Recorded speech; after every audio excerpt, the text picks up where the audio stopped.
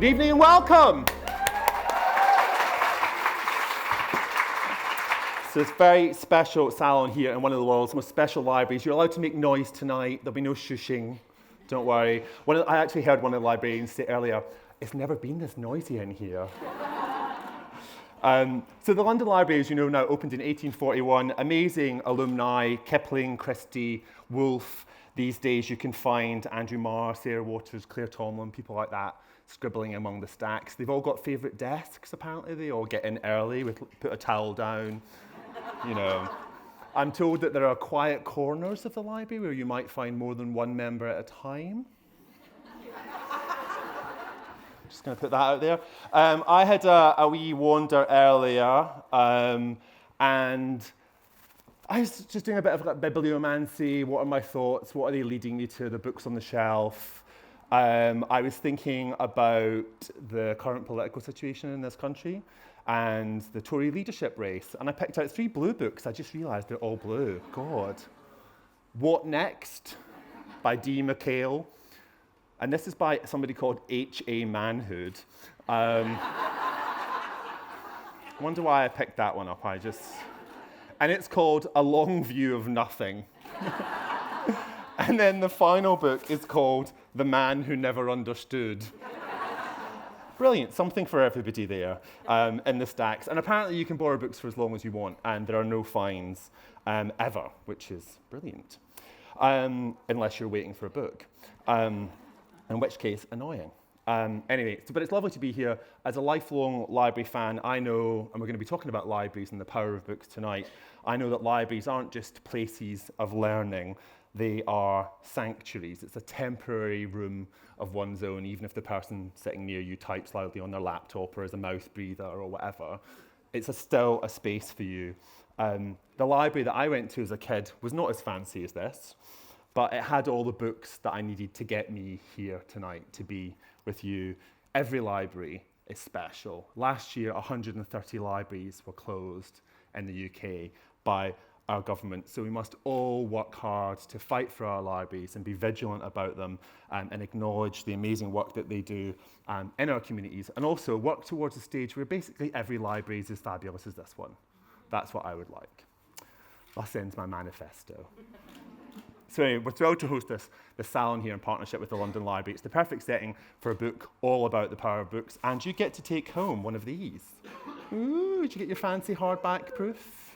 I haven't got one of them, I'd like to point out. There wasn't one on my chair when I sat down, but anyway, I might ask Jojo if I can have one. Jojo is a beloved part of the Salon family. She premiered Me Before You at Shoreditch House. Was anybody here that night? Raise your hand if yes, lots of you were. It was a very special night. It's a very special book, and it changed Jojo's life as a writer and the lives of everybody who has read it. And she's returned every new book, and we're really glad that she's here tonight to share this epic story with you all. And just backstage, before we came on, she got her first review. It was good, so she will be coming out. She won't be jumping out, she will be coming out. It was a review in the bookseller, and it said it's her best yet. So a round of applause for Jojo.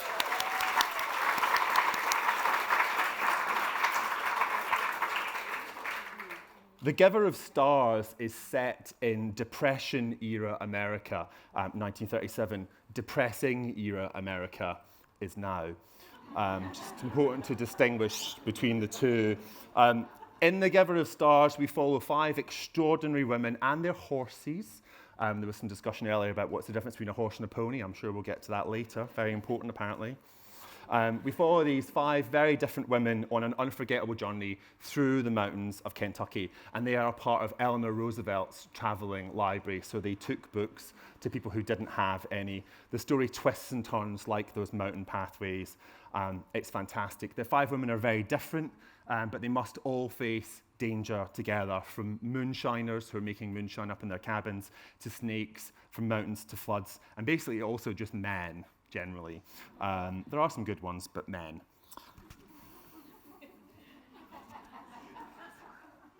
Anyway. There's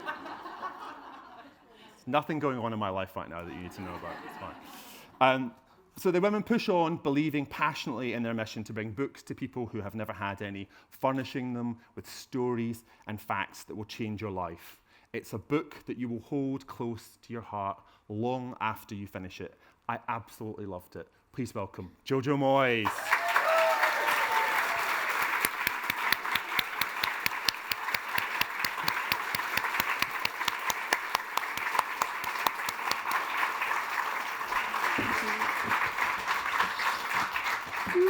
Hello. I just want to say how relieved I am that Damian didn't make me walk down the stairs like he was threatening to. There was some discussion about that earlier, about those heels and those stairs. Yeah, exactly. That's health and safety right there.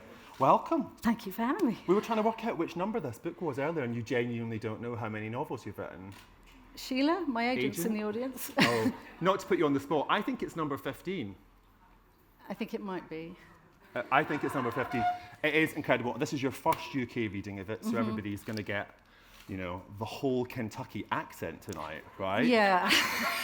You're doing the full y'all. I just want to apologise in advance to anybody who comes from Kentucky, anyone American, or in fact anyone who has any interest in accents whatsoever, but I'm committed, I will give it my all. Okay, enthusiasm's very important. Exactly.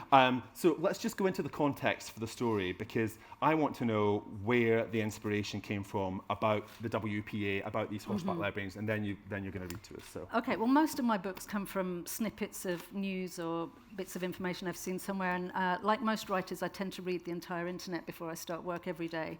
And I came across a magazine called the Smithsonian Magazine, and there was a short piece in it about the pack horse librarians of Kentucky, which was something I'd never heard of, which was, as Damian said, this collection of women who would ride out up to 140 miles a week through extraordinarily rough terrain to take books to very remote rural families, often who couldn't read. And it was because Roosevelt, after the Depression, felt that people were falling prey to snake oil salesmen and religious fundamentalism. So I can't imagine why it resonated quite as much as it does. But I had that thing that you occasionally get as a writer where you just go, this is mine, and I have to write this. And I felt desperately proprietorial about the story immediately, because it basically includes all my favourite things, which is books, libraries, female friendship and horses. And so I pretty much started straight away, booked myself a ticket to Kentucky. Right, we're going to get to Kentucky and your travels there and all that research, but why don't you give us a couple of wee readings? Okay, again, apologies for the accent. No laughing. Y'all are in for a treat. All right. Well, it can't be worse than that. No, so. Thanks! Thanks, David. You set the bar so low. I get that a lot. Let's not bring Mike into it. No. The first memory Margery O'Hare had was of sitting under her mother's kitchen table and watching through her fingers as her father slugged her 14-year-old brother Jack across the room, knocking 2 teeth clean out of his jaw when he tried to stop him beating her mother. Her mother, who took a fair number of beatings but would not tolerate that same fate for her children, promptly threw a kitchen chair at her husband's head, leaving him with a jagged scar on his forehead that remained until he died. He hit her back with a smashed leg of it, of course, once he was able to stand straight, and the fight had only stopped when Papa O'Hare had staggered round from next door with his rifle at his shoulder and murder in his eyes and threatened to blow Frank O'Hare's damn head clean off his shoulders if he didn't stop. It wasn't that Grandpa believed that his son beating on his wife was inherently wrong, Margery discovered some time later, but Meemaw had been trying to listen to the wireless and half the holler couldn't hear past the screaming. There was a hole in the pine wood wall that Margery could put her whole fist into for the rest of her childhood. Jack left for good that day, a wad of bloodied cotton in his mouth and his one good shirt in his kit bag, and the next time Margery heard his name, leaving was considered such an act of family disloyalty he was effectively disappeared from family history, was 8 years later when they received a wire to say that Jack had died after being hit by a railroad truck in Missouri. Her mother had cried salty, heartbroken tears into her apron, but her father had held a book at her and told her to pull her damn self together before he really gave her something to cry about and disappeared to his stills. The book was Black Beauty, and Margery never forgave him for the fact that he ripped the back cover while doing so, and somehow her love for her lost brother and her desire to escape into the world of books became melded together into something fierce and obstinate in that one broken-backed copy. "Don't you marry one of these fools," her mother would whisper to her and her sister as she tucked them into the big hay bed in the back room. You make sure you two get as far from this damn mountain as you can, as soon as you can. You promised me. The girls had nodded solemn promises. Virginia had got away all right, got as far as Louisburg, only to marry a man who turned out to be just as handy with his fists as their father had been. Her mother, thank goodness, was not alive to see it, having caught pneumonia 6 months after the wedding and died within 3 days, a strain which also took 3 of her brothers. Their graves were marked with small stones on a hill overlooking the hollow. When her father died, killed in a drunken gunfight with Bill McCulloch, the latest sorry episode in a clan feud that had lasted generations, the residents of Baileyville noted that Margery O'Hare didn't shed so much as a tear. "Why would I?" she said when Pastor McIntosh asked her if she was quite all right. "I'm glad he's dead. Can't do no more harm to no one." The fact that Frank O'Hare was reviled in town and that everyone knew she was right didn't stop them deciding that the surviving O'Hare girl was as odd as the rest of them, and that, frankly, the fewer of that bloodline still around, the better. "Can I ask you about your family?" Alice had asked her as they saddled up the horses shortly after dawn. Margery, her thoughts still lost somewhere in Sven's strong, hard body, had to be asked twice before she realised what Alice was saying. "Ask what you want." She glanced over. "Let me guess. Someone tell you shouldn't be around me because of my daddy?" "Well, yes," Alice said after a pause. Mr. Van Cleve had given her a lecture on this exact subject the previous evening, accompanied by much spluttering and finger-pointing. Alice had wielded the good name of Mrs. Brady as a shield, but it had been an uncomfortable exchange. Margery nodded as if this was no surprise. She swung her saddle onto the rail and ran her fingers over Charlie's back, checking him for bumps and sores. "My daddy supplied moonshine to half the county, shot up anyone who tried to take over his patch, shot him if he thought they'd even thought about it, killed more people than I know of, and left scars on everyone he was close to." "Everyone?" Margery hesitated, then took a couple of steps over to Alice. She rolled up her shirt sleeve, tugging it above the elbow to reveal a waxy coin-shaped scar on her upper arm. "Shot me with his hunting rifle when I was 11 because I sassed him. If my brother hadn't pushed me out the way, he would have killed me." Alice took a moment to speak. "Didn't the police do anything?" "Police? Up here, people take care of things their own way. When Meemaw found out what he'd done, she took a horsewhip to him. Only 2 people he was ever scared of, his own mum and pop." Margery put her head down so that her thick, dark hair fell forward. She ran her fingers nimbly over her scalp until she found what she was looking for and pulled her hair to one side, revealing an inch-wide gap of bare skin. "That's where he pulled me up 2 flights of stairs by my hair 3 days after Meemaw died. Pulled a handful clean out. They say he still had half my scalp attached to it when he dropped it." "You don't remember?" "Nah, he'd knocked me out before he did it." Alice stood in stunned silence. Margery's voice was as level as always. "I'm so sorry," Alice faltered. Don't be. When he died, there were 2 people in this whole town came to his funeral, and one of those only did because they felt sorry for me. You know how much this town loves to meet up? You imagine how much they hated him to not even turn up at a man's funeral? You don't miss him then? Round here, Alice, you get a lot of what you call sundowners. They're good old boys in daylight, but come nightfall, when they get to drinking, they're basically a pair of fists looking for a target. Alice thought of Mr. Van Cleve's bourbon-filled rants and shivered despite the heat. Well, my daddy wasn't even a sundowner. He didn't need drink, cold as ice. Don't have a single good memory of him. Not a single one? Margery thought for a moment. Oh, no, you're right, there was one. Alice waited. Yep, the day the sheriff stopped by to tell me he was dead. We're doing that.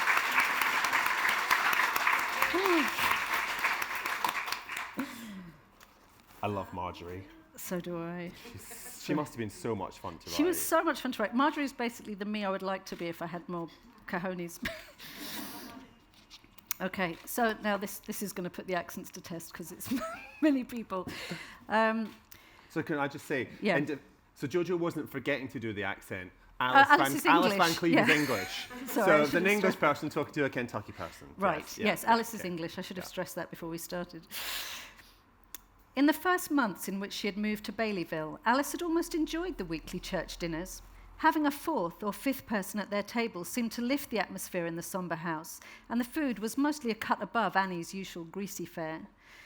Mr. Van Cleve tended to be on best behaviour, and Pastor McIntosh, their most frequent visitor, was essentially a kind man, if a little repetitive. The most enjoyable element of Kentucky society, she observed, was the endless stories, the misfortunes of families, gossip about neighbours, every anecdote served up beautifully formed and with a punchline that would leave the table rocking with laughter. If there were more than one raconteur at the table, it would swiftly become a competitive sport. But, more importantly, these animated tall tales left Alice to eat her food largely unobserved and unbothered, or at least it once had. "So, when are you two young'uns going to bless my old friend here with a grandchild or two then, huh?" "That's what I keep telling them," Mr. Van Cleve pointed his knife at Bennett and then at Alice. "A house isn't a home without a babby running through it." "Maybe when our bedroom isn't so close to yours that I can hear you break wind," Alice responded silently, scooping mashed potato onto her plate. "Maybe when I'm free to walk to the bathroom without covering myself to the ankles. Maybe when I don't have to listen to this same conversation at least twice a week." Pastor McIntosh's sister, Pamela, visiting from Knoxville, observed, as someone invariably did, that her son had gotten his new wife with child on the very day of their wedding. 9 months to the day the twins came. Can you believe that? Mind you, she has that house running like clockwork. You watch, she'll wean those two, and the day after she'll be carrying again. Aren't you one of those pack horse librarians, Alice? I am, indeed. The girl's gone from the house all day, Mr. Van Cleve exclaimed. Some days she gets back so tired she can barely keep her eyes open.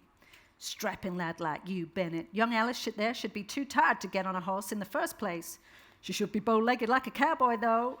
The two men roared with laughter. Alice forced a wan smile. She glanced over at Bennett, who was steering black beans around his plate with intent focus. Then she looked at Annie, who was holding the sweet potato dish and gazing at her with something that looked uncomfortably like satisfaction. Alice hardened her look until the other woman looked away. "You got monthly stains on your breeches," Annie had observed as she brought Alice a pile of folded laundry the previous evening. "I couldn't get it all out, so there's still a small mark there." She had paused and added, "Just like last month." Alice had bristled at the idea of this woman monitoring her monthlies. She had the sudden sensation of half the town discussing her apparent failure to fall pregnant. It couldn't be Bennett's fault, of course. Not their baseball champ, not their golden boy. "You know, my cousin, the one over at Berea, she couldn't fall pregnant for love nor money. I swear her husband was at her like a dog. She went to one of them snake-handling churches. Pastor, I know you disapprove, but hear me out. They put a green garter around her neck, and she was with child the very next week. My cousin said the baby has eyes as gold as a copperhead's, but then he always was the imaginative type. Oh, my Aunt Lola was the same. Her pastor had the whole congregation praying for God to fill her womb. Took 'em a year, but they got 5 children now." "Please don't feel obliged to do the same," said Alice. "You know, I think it's all this riding the girl is doing. It's no good for a woman to sit astride all day. Dr. Freeman says it jiggles up a lady's insides." What? "Well, yes, I do believe I have read as much." Mr. Van Cleve picked up his salt shaker and waggled it between his fingers. "It's like if you shake a jar of milk up too much, it turns sour. Curdles, if you like." "My insides are very much uncurdled, thank you," Alice said stiffly, then added, "But I would be interested to see the article." "Article?" said Pastor McIntosh. "That you mentioned, where it says a woman shouldn't ride a horse for fear of jiggling. It's not a medical term I'm familiar with." The two men looked at each other. Alice dragged her knife across a piece of chicken, not looking up from her plate. "Knowledge is so important, don't you think? We all say at the library, without facts we really do have nothing. If I genuinely am putting my health at risk by riding a horse, then I think it would be only responsible for me to read this article you're talking about. Perhaps you could bring it with you next Sunday, Pastor." She looked up and smiled brightly across the table. "Well," said Pastor McIntosh after a moment, "I'm not sure I could lay hands on it just like that." "Well, the pastor has a lot of papers," said Mr. Van Cleve. "The funny thing is," Alice continued, waving a fork for emphasis, "in England, nearly all the well-brought-up ladies ride. They go out hunting, jumping ditches, fences, all sorts. It's almost compulsory. And yet they pop out babies with extraordinary efficiency. Even the royal family. Pop, pop, pop, like shelling peas. Do you know how many children Queen Victoria had? And she was always on a horse. They couldn't pull her off." The table had grown quiet. "Well," said Pastor McIntosh, that is most interesting." "It can't be good for you, though, dear," said the pastor's sister kindly. "I mean, strenuous physical activity is not good for young women at the best of times." Goodness, well, you'd better tell some of the mountain girls I see every day. These women are chopping firewood, hoeing vegetable patches, cleaning house for men who are too sick or too lazy to get out of bed. And strangely, they too seem to have all those babies, one after the other. Alice, said Bennett quietly, I can't imagine too many of them are just floating around, flower arranging and putting their feet up. Or perhaps they have a different biological makeup. That must be it. Perhaps there's a medical reason I haven't heard for that, too. Alice, said Bennett again. There is nothing wrong with me, she said angrily. She was furious to hear the tremor in her voice. It was what they had needed. The two older men exchanged kindly looks. Oh, don't you get yourself worked up now. We're not criticising you, Alice, dear, said Mr. Van Cleve, reaching across the table and placing his plump hand over hers. We understand it can be a disappointment when the Lord doesn't bless you straight off, but it's best not to get emotional about it, said the pastor. I tell you what, I'll say a little prayer for you both when you're next in church. Oh, that's most kind of you, said Mr. Van Cleve. Sometimes a young lady doesn't know what's in her own interests. That's what we're here for, Alice, to mind your best interest. Now, Annie, where's that sweet potato? My gravy's getting cold here. Thank you.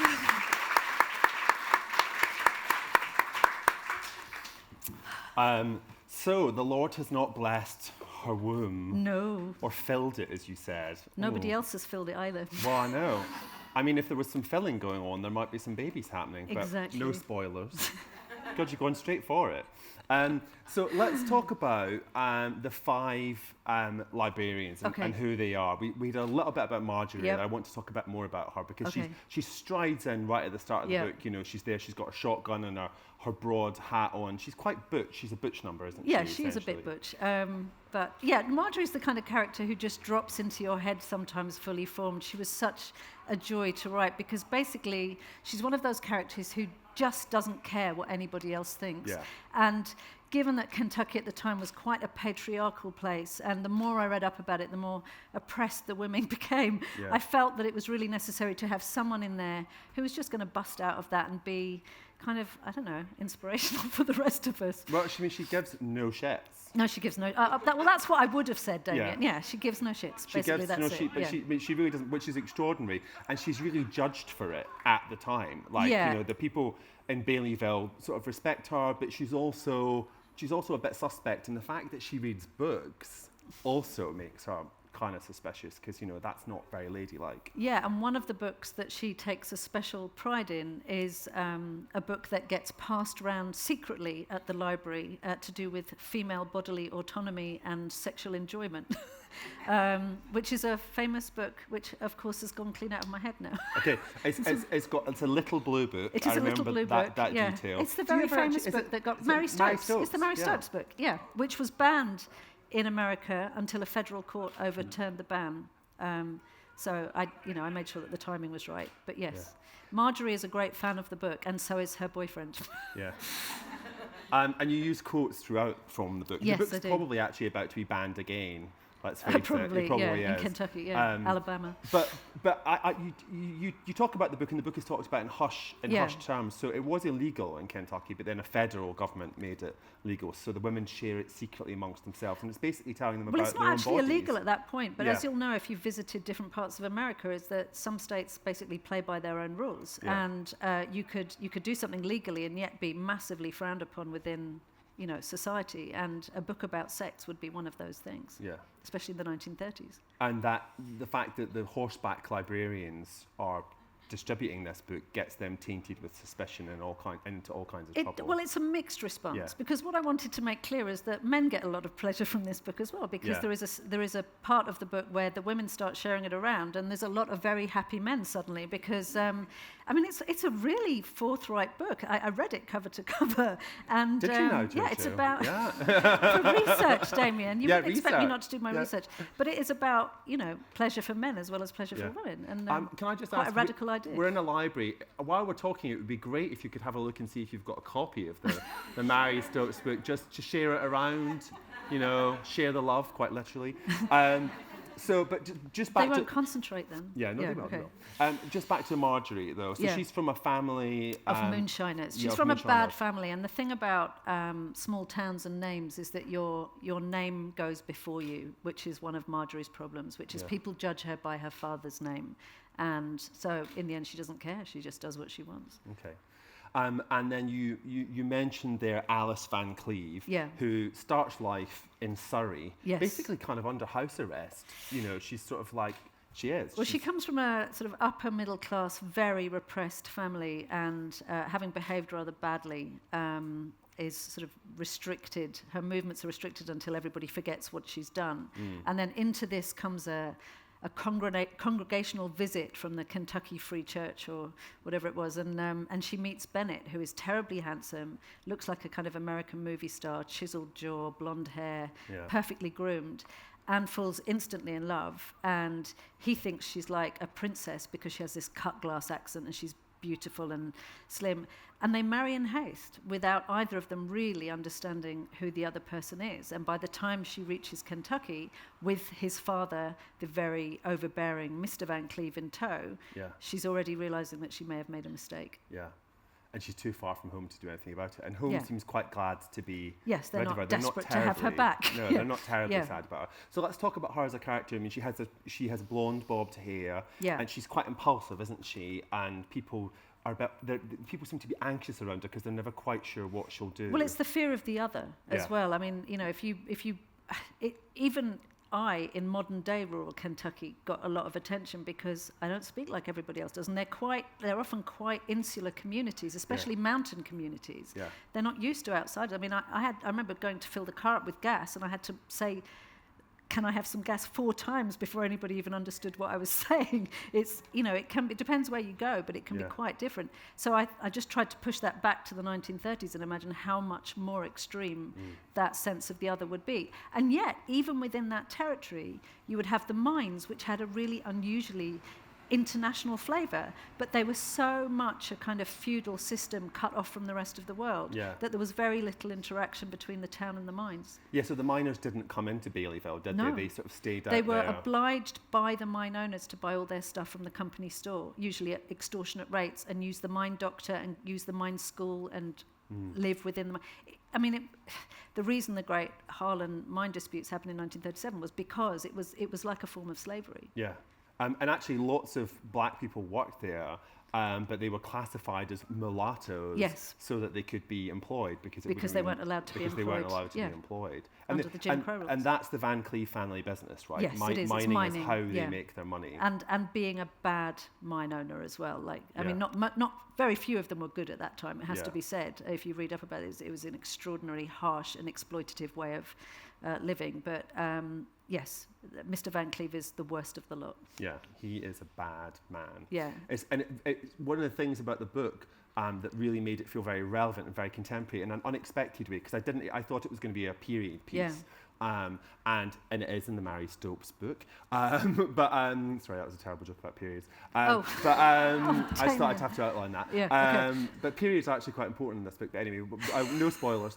The coal mining family, their interests are pitted against everybody else. Yes. Because they're destroying the environment. So, and we've got a kind of early environmental The more I movement read up happening. about this story, the more it just felt modern. I mean, you have everything. You have exactly that. You have huge corporations exploiting the landscape and the people who live in it. Yeah. You have oppression by the patriarchy. You have, the fight back against fake news and, facts being replaced by skewed facts, shall we say? Yeah. And I just thought this is all here. It's a modern day story. Yeah.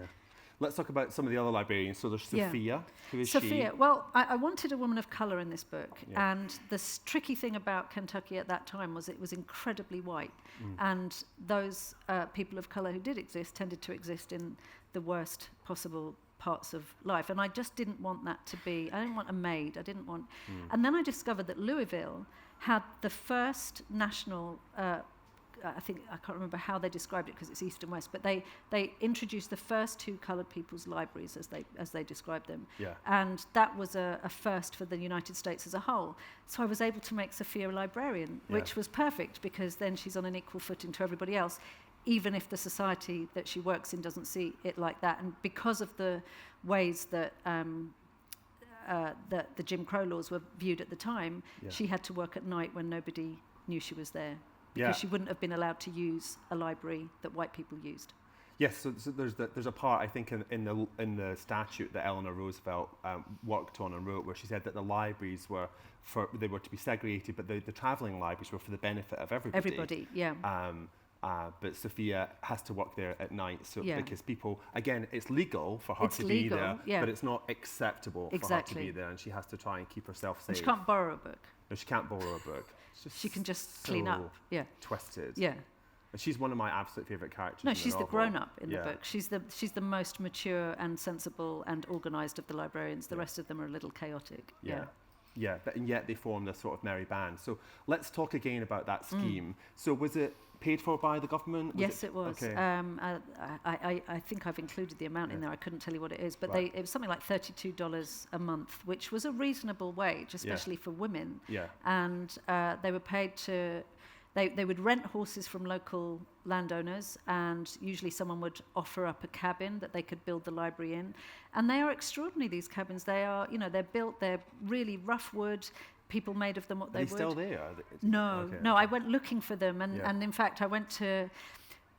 Baileyville is loosely based on Beattyville, which is where one of the original libraries was, which turns out now to be the opiate capital of America. Which I discovered after I'd booked my ticket. Right. Which is how I ended up staying in a cabin on the side of a mountain. Yes. Yeah.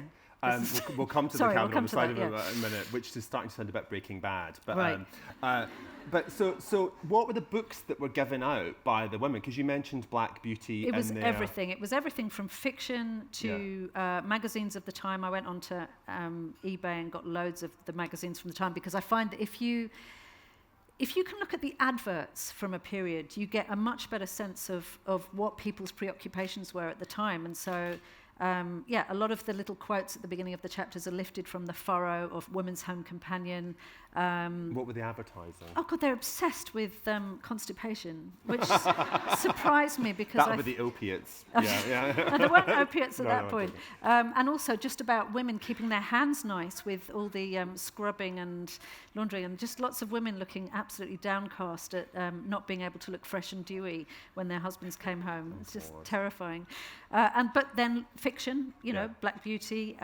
Little Women plays a very key part in this book, and also lots of factual books on child rearing, books on medicine. It was a huge spread. Anything that you might be able to get in a library, you would get in a travelling library. And were most of their customers women or men? No, all across the board. And in fact, one of the things that the librarians did do was read to sick people as well. So there's a scene in it where a miner is dying from black lung, which was a very common ailment in miners, and it was not, there are pictures that exist of librarians coming to read to the men who have black lung.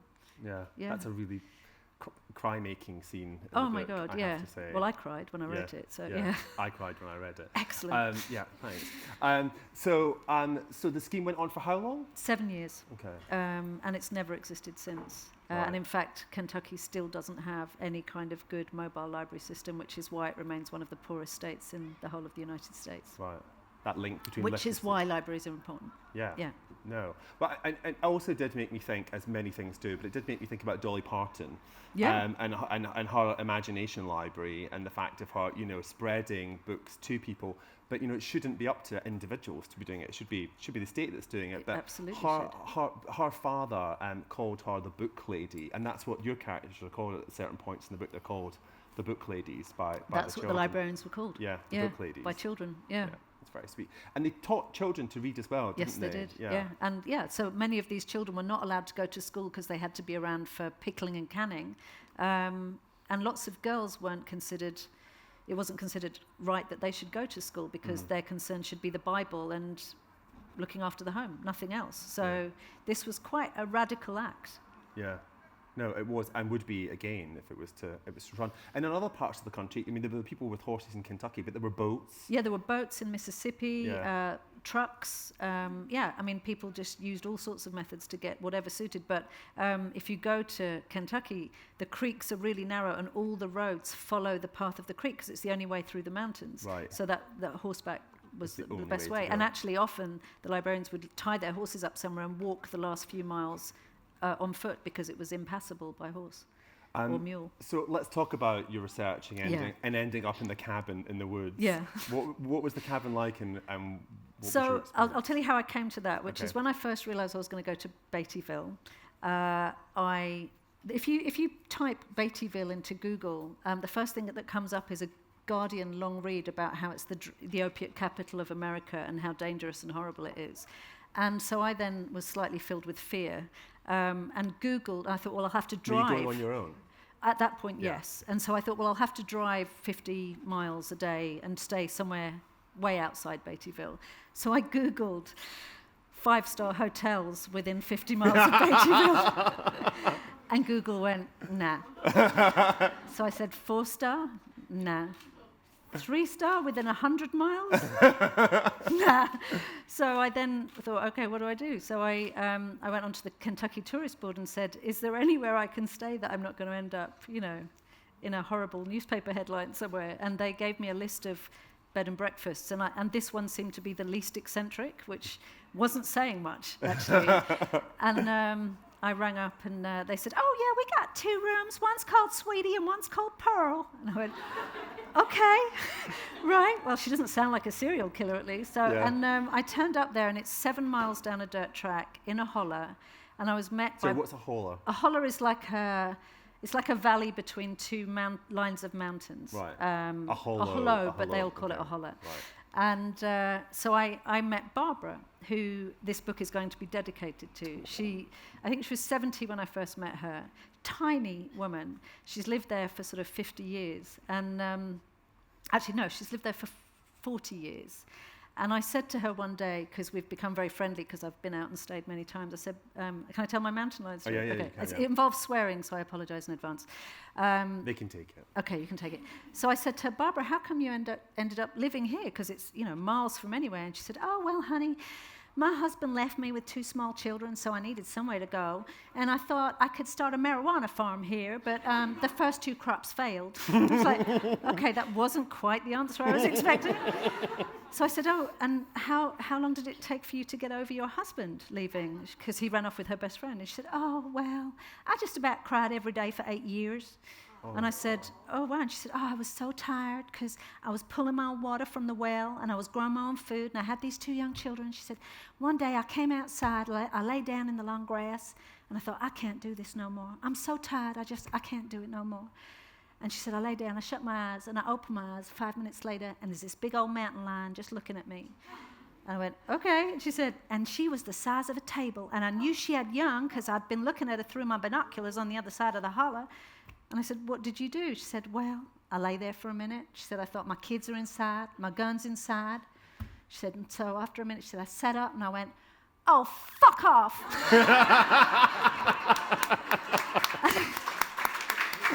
And I said, what did she do? She went, she fucked off. I never saw her no more. Never saw her again. Never saw another mountain lion there again. Word got out among the mountain lions. That was a woman with no fucks left to give. Yeah, exactly. She was just done. And that, to me, absolutely exemplifies the spirit of the women that I met out there. Like, they're just getting on with it, and there comes a point where, like, they're just too tired for your crap. Basically. Yeah. But the situation you're describing sounds like the situation from the novel. The women in the novel are drawing the water from the well. They're chopping the wood. They're growing their food. Well, this is what happened. I went and I stayed in one of Barbara's cabins, and it's the oldest one she has. Basically, what she did, she's built cabins all over this 350-acre holler. Yeah. And mine, the one I stay in, is the oldest one. It's tiny. It dates back to 1830, which is older than almost any other building in like 3 states. And you go in and it's got, and I booked this and I thought, I can do this. This is going to be great. I'm going to go and stay and I'm going to, and then it was nighttime. And I was 7 miles down a dirt track with no Wi-Fi, no phone signal. Lots of people with guns. And then I went to lock the door, and there are no locks on the doors. There's just those little pin things that you do with curtains. Oh, God. And so I thought, I don't know if I can do this. But I couldn't go anywhere. Yeah. So I thought, it's fine. I'm here for a week. I will just stay awake all night and work, and then I'll sleep in the day. It'll be fine. That's such a bonkers solution I to that know, problem. but like, what else was I going to do? I mean, you could have gone to a hardware shop and bought a bolt. No, you don't understand how you can't drive at night because you will fall off the track. Barbara doesn't Really? let people drive at night if they don't know the God. track, because it's not like 7 miles down a road. Yeah, it's like, you have to watch that you don't go over the edge. It's quite a God. thing. And then I just heard Barbara out through, because you can shout across the, Jojo, you go outside now. I thought, what the fuck is she talking about? And I didn't want to go outside because, as far as I was concerned, that whole mountainside, which was full of woodland and doctor, was now full of serial killers and men with guns, and that's all I could see. She said, you go outside now, go outside now. And I went outside, and the whole of the mountain was alive with fireflies. Like, it was pulsing. It was like nothing I had ever seen. And then the sky cleared, and the stars came down to meet them. It was extraordinary. It was a heavenly, heavenly sight. And I was so transfixed just gazing at this thing that I couldn't be frightened. There were no serial killers in there. There was just a trillion fireflies. And there is a scene in that book, because I couldn't waste that. It was the most magical thing. And I slept every night there with like a baby. And now I stay there, and I don't worry about the pinlocks. Barbara says, I've lived here 40 years. If anyone frightens me, I just go out with my gun and shoot them up a little bit. How much do we love Barbara? Oh, I love her. She's just, so much. I want to be Barbara when I grow up. Yeah. So this brings me to the nature writing, because this is a new thing for you in a way in the book. And you're obviously not conscious of having done it, but it's a book that's full of nature writing. Right in the very first paragraph, you're talking about these leaves bravely hanging to the hickory trees in the depths of winter and the water dripping off them. And there are so many beautiful descriptions of that part of the world. It reminded me actually a bit of Charles Fraser of Cold Mountain. No, I reread Nightwood several times, because he has that beautiful way of speaking that is so informed by Appalachia. Yeah. They all speak like that. They speak fully formed, and it comes from Elizabethan England. Yeah. It's so interesting. Do you remember when he came to Asylum? Yes, I do. That was I amazing. never forgot it. It was a really special night. He was really good, and he talked about the words that First Nations people had for when they'd seen an elephant. Do you remember that came in the circus? No. Do you not remember it? And there was no word for elephant, and so they called them butterfly ears. And that's still the language that was used in Cherokee. I remember that really clearly. He was such a lovely man. He really was. Did you not look him up when you were over?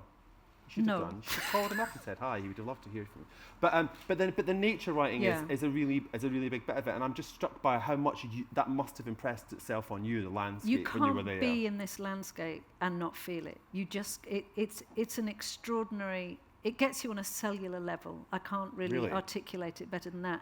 And I'm come from Hackney. I'm not somebody who. I'm not a natural yomper, but the last time I went out, I just spent a week walking the mountains by myself, and it was important to me to go out there for at least 3 seasons, because it's so extraordinarily different when you go out. It's so bleak in winter, and it's so lush, and I don't know, it's sexy and hot, and the bugs everywhere are horrendous, but it's such a different place, and so.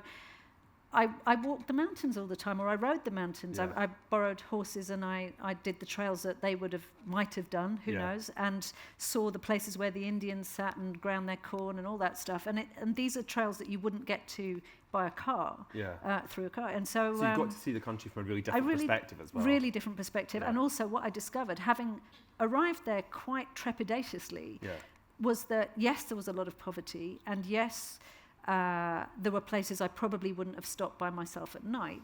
But the people are extraordinary. They are charming. They are storytellers, one and all. They can make you laugh. I would go for breakfast at Barbara's communal table and think, well, I'll have a 20-minute breakfast and then I'll go back to work. And then you'd be there 2 hours later listening to people talking about the worst cockerel the meanest cockerel I ever met, or the guy who, I have to tell you this story because it made me laugh so much. There was a farmer who told me that the school bus stops at the end of this 7-mile thing, and he said, I was walking down there to meet my kid, he said, and I saw a dead deer in the road. This was November or December, and he said, so I thought, oh, okay, I know what to do with that. He said, so I ran home. It was about 2 miles. Waited till the school bus pulled off. I ran back again with my Santa suit on. When the next school bus came, I laid down next to the dead deer, and all the children started screaming. That was their idea of fun. Yeah. But he told it a lot better than I just told it. But it was so funny. Like they just, that's how they amused themselves. So yeah, just pretending to be dead Santa, like just to make the school children cry. That's his first reaction. Yeah. And I thought, you know where you thought that was going? He was going to go home, take the deer, I thought skin he was it, going to eat eat it. it. No. He just wanted to be dead Santa. Dead Santa. That's completely brilliant. Were you ever scared when you were there at all? Then, apart from that first night. I was a little nervous of the snake. I came across a snake one day when I was walking in a remote bit, but I was actually more worried that the snake was going to get driven on because it was on a road. So I thought I would poke the snake and get it off the road. So just hold that thought. Yeah. You thought you would poke the snake to get the snake off the road. Yeah. Right, okay, great. It was a long stick. Yeah. It was a long stick. And long snake? not that. Well, I don't know. I don't have a lot of snakes to go by. So I did. I started to poke the snake, and it was fine for a bit, and then it got quite cross. And then, all-seeing Barbara, who must have been somewhere, I heard her voice across the hall. Jojo Moyes, did I see you poking a snake? So I came back and I went, yeah. And she said, how did you know it wasn't a batter? I said, it didn't look like a biter? Yeah. How do you know what a batter looks like? I don't. Oh my God, girl, you ain't got the sense you was born with. Good God.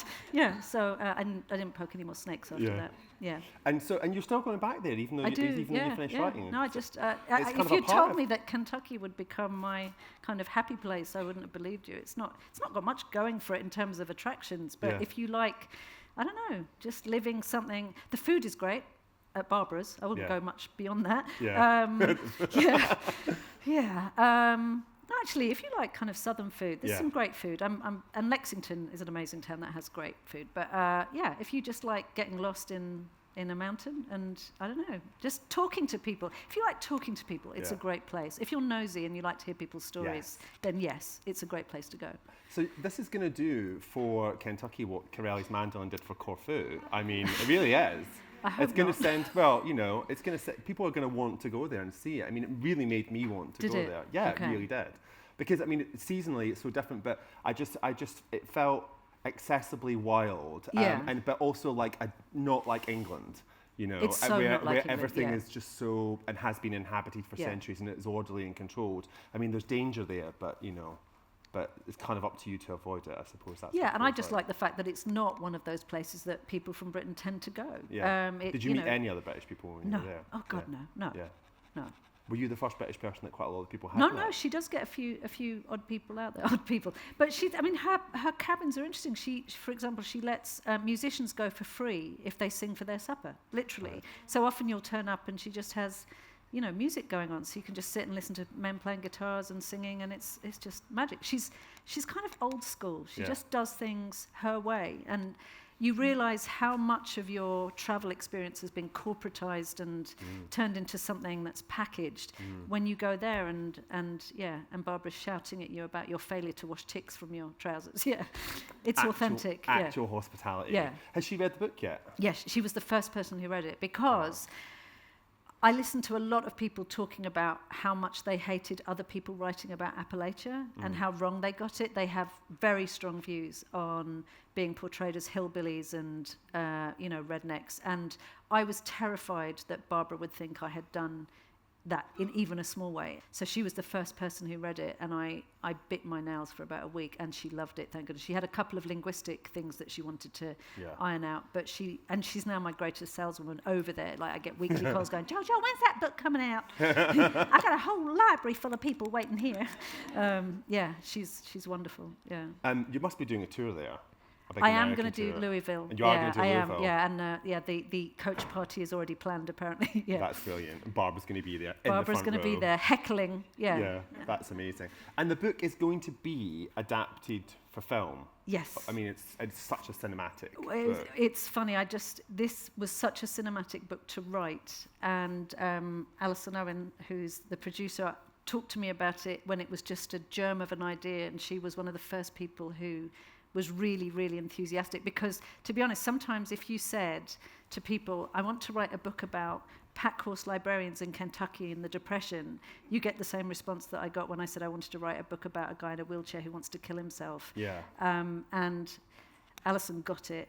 And then we've got a fantastic director on board, Or Parker, who's here as well. They're both so here tonight.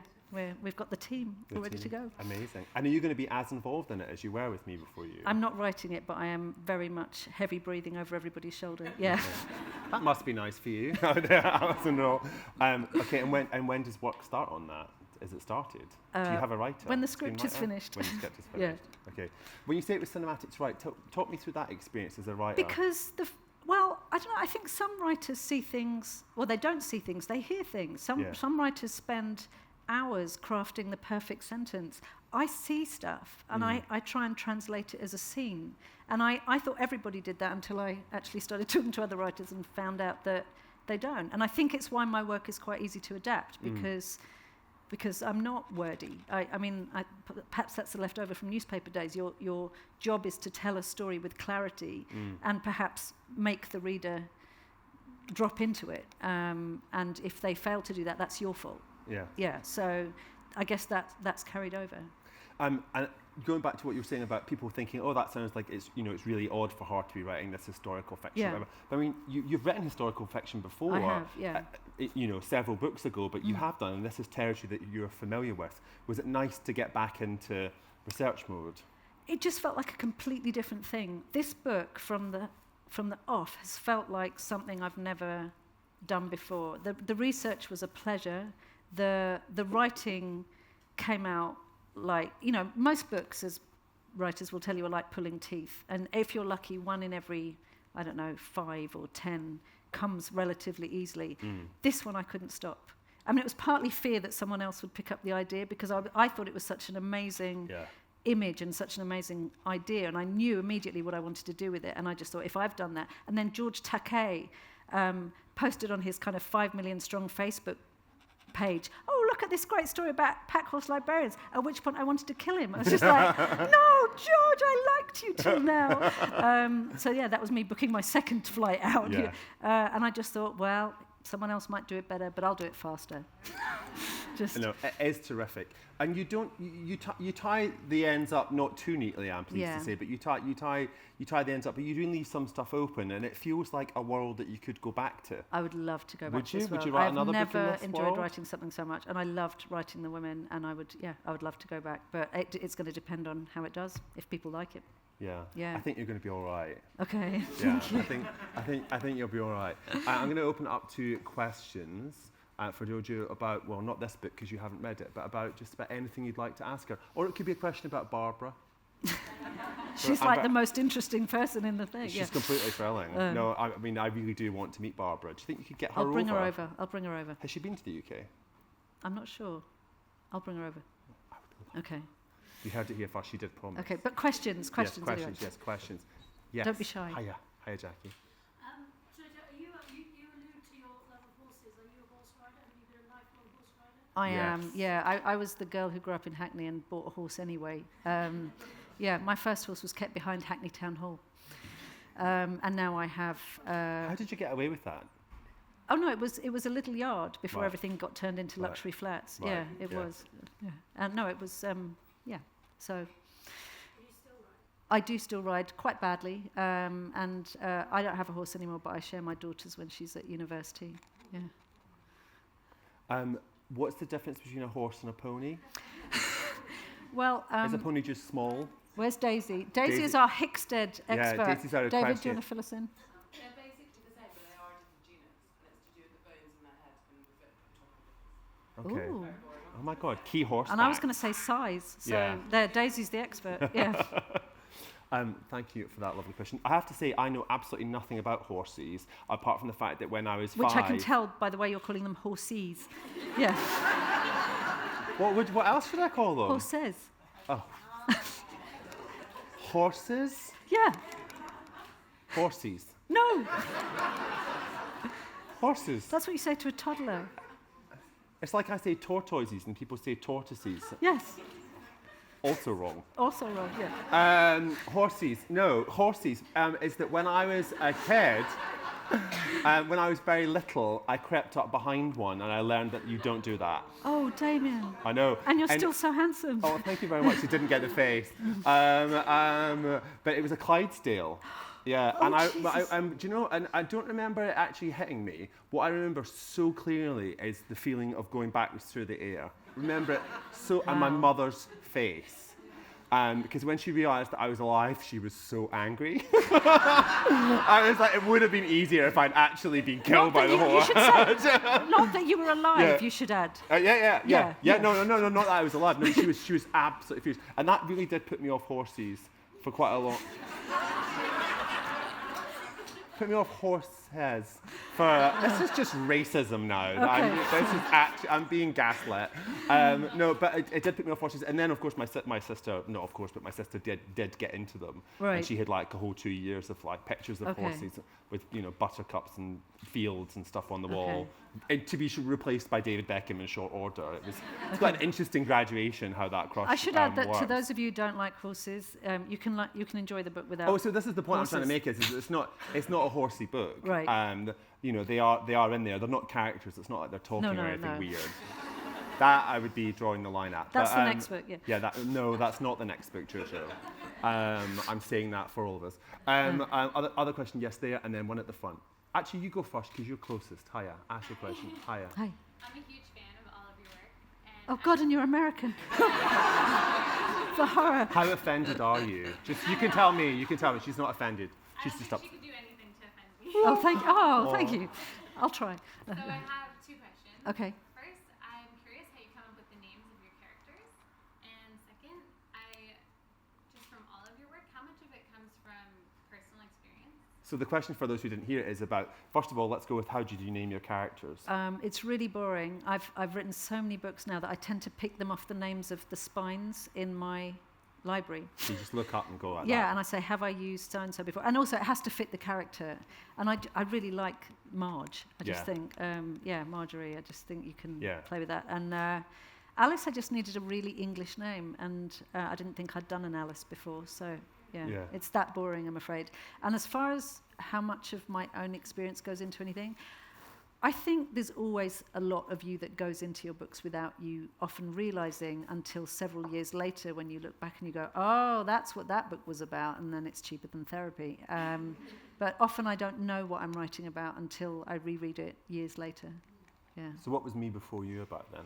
That was about people dying in my family and being unable to end their lives in the way that they would have chosen, and me just constantly grappling with the question of what makes a life? How do you give somebody dignity and pleasure and hope in a life that doesn't have any? And so, anybody who's had that in their own family has to confront those questions, and so that fed into it. Yeah. Okay. Question up there. Yes, you have to shout.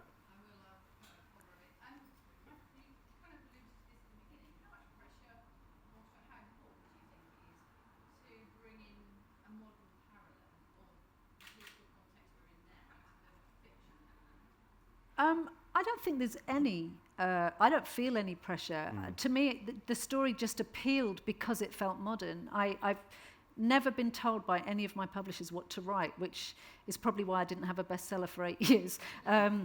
I just tend to write the stories that stick, and often you'll find that the stories that stick with you are things that have modern thematic concerns, because there's lots of stuff that we're worried about, and those are the things that tag on, like Velcro. Yeah. Yes, all that stuff in there about the environment, reproductive rights, the freedom to read, the freedom It just to spoke express to me yourself. today. But I'm sure publishers are happier if you can throw in some modern concerns. But none of that is done consciously. It just comes through the story. Yeah.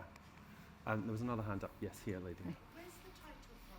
What's it Yes, that's a really good question. So, Okay. where does the Giver of Stars, the title, come The from? Giver of Stars is actually the title of a poem that forms a key moment in the book. And I don't want to say too much. It's a lovely sensual poem, and it lights Alice's imagination, shall we say? Not just her but imagination. As the title of the book, I would say it took us about 4 months to title this book because we just couldn't agree, and it was the most painful titling process I've ever been through. Luckily, I really like this, and I think everybody who's been part of it likes it too. So. Do you want to tell us some of the bad titles that it could have been? Because that's always fun. No. I'll go on. I remember S.G. Watson told us that Before I Go to Sleep was going to be called The Diary of the Bluebird. It's like just to make my God. It's just crap. Okay. I think it was something equally bad, but yeah. Well, it was when I wrote it. The working title was The Knowledge, Right. and then everybody on the English side of publishing said it sounds like a taxi cab. Yeah. Oh God! And you all agreed, damn you. Good bit of market research there. Well done, Salon. Well done. Yeah. We got so desperate towards the end to find something Yeah. that we were going through really bad country music songs and coming up with just titles that made me kind of hysterical. Yeah. Like, I can't even remember them now. I wish I could remember them, but they were usually quite rude. I just lost the plot by that point. Yeah. So The Giver of Stars was a kind of graceful end to the procedure. It's a brilliant title. It is very good. Yes. Oh, thank you. That's really, I really enjoyed hearing you read from the book. I wanted to ask you, so when you were out there doing your research, Yeah. you said a little bit about the fact that some people aren't happy with how that area is portrayed in Yeah. fiction. So how were the people, did you tell people you were writing the book, and what were their responses, and what was Barbara's thought when you first arrived and you said you were Was yeah, she so sorry, just Yeah, so sorry, go given that that people aren't necessarily happy about how they've been portrayed from that part of the world in fiction, did you tell people that you were there writing, Yeah. and how did Barbara take it when you told her? She took it very well because Yeah. she's a really open-minded kind of liberal person, and she. There's a book out there that caused a huge stink called Hillbilly Elegy, Oh, which yeah. I quite enjoyed, but then I don't come from Appalachia. Yeah. And there's a lot of people there, especially writers, who feel that it sorely misrepresented their way of life. And Barbara is actually one of the few defenders because she knew the parents. She was like, they were just like that. did? Yeah, Oh my she God. did. So she knows an amazing everybody. book. She Yeah. knows everybody. So that was interesting. But yeah, it's a fine line to tread because you do want to represent people in their entirety, and that, it's not a dream scenario Yeah. living out there by any stretch of the imagination, but at the same time what I didn't want to do was to do the kind of hillbilly stereotype. And it's not that, I have to say. It's 'cause not, and I would have actually hated I that. think the only answer to that is you have to just speak to loads and loads of people, and everybody has a different nuanced take on that life, and everybody I met was interesting, so you never get that kind of straightforward stereotype. People are always more interesting. You were doing the accents when you were reading it earlier, and I was teasing you about it. But when you write the characters, Yeah. they're written as straightforward English. But what you do really cleverly a couple of times in the novel is to say how somebody pronounces something. So there's a moment where Because Bennett's you're seeing talking. it through the prism of Alice's Englishness. So That's right. Yeah. So Bennett says refined instead of refined and Yeah. stuff. And I think that obviously was a choice that you must have made early Yeah, on. and that's the beauty. And I slightly cheated with Still Me, the last book as well, by making Louisa an Englishwoman in New York, because what you then do is you see that world translated through the eyes of an alien, Yeah. which means that any mistakes you make are their mistakes rather than yours. Yeah. Yeah. Oh, God, I've let it go now, haven't I? No, it's a good technique. Yeah. You're hovering there with books. Have you got the Mary Stopes? Oh, okay. Oh, just casual. Just casual. Oh. Except these ones aren't blue. I've got a couple of editions here. So this is looks very new, but it's actually a rebound 1918. So first edition. Oh, wow. So that's a rather Can I have a wee look, lovely please? thing. And then this.